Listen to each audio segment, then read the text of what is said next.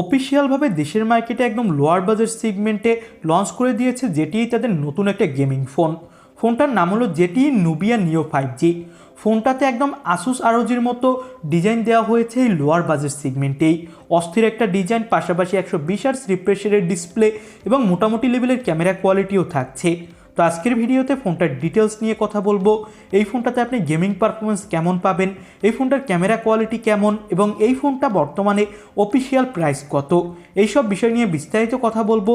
তো ফোনটার full details জানতে হলে অবশ্যই ভিডিওটি শেষ পর্যন্ত আমাদের সাথে দেখতে থাকুন। শুরুতে যদি আমরা লুক ডিজাইনের কথা বলি তাহলে ব্যাক সাইডে একটা অস্থির ডিজাইন দিয়েছে নুবিয়া এবং এই ফোনটার ব্যাক সাইডটা দেখলেই মনে হবে যে লোয়ার বাজেট সেগমেন্টের একটা বেস্ট গেমিং ফোন, একটা গেমিং ভাইব চলে আসবে ব্যাক সাইডটা দেখলে।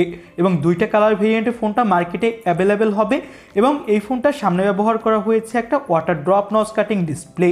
নিচের সাইডে USB Type-C পোর্ট, 3.5 মিলিমিটারের অডিও জ্যাক পাবেন, ডুয়েল সিম কার্ড স্লট পাবেন, সাথে এক্সট্রা মেমোরি কার্ড স্লট পাবেন এই ফোনটাতে। তো ওভারঅল কিন্তু ফোনটার লুক ডিজাইন আমার কাছে অস্থির লেগেছে।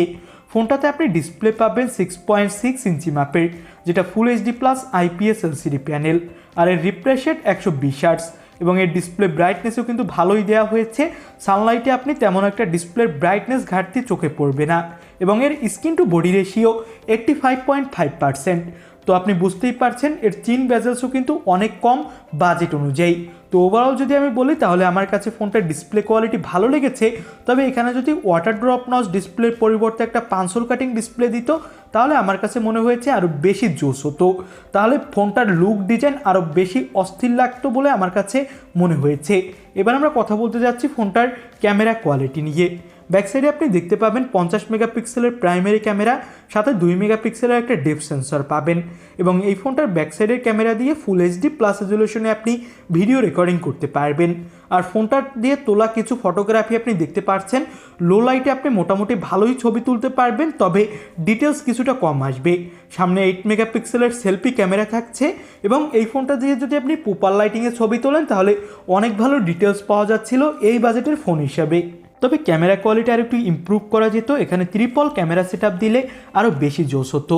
তবে গেমিংয়ের দিকে যেহেতু ফোনটা বেশি ফোকাস করা হয়েছে তাই গেমিং পারফরমেন্স নিয়ে আমরা আপাতত এখন আবার কথা বলি। ইউনিসকের T820 চিপসেট ব্যবহার করা হয়েছে, যেটা কিন্তু যথেষ্ট পাওয়ারফুল একটা চিপসেট।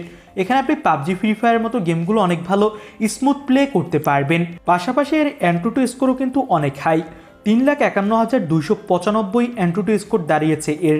তো বুঝতেই পারছেন এই বাজেটে আপনি অস্থির লেভেলের গেমিং করতে পারবেন এবং এত গিরিকবেন্স এবং AnTuTu স্কোর কিন্তু লোয়ার বাজেট সেগমেন্টের ফোনগুলোতে সাধারণত আমরা দেখি না।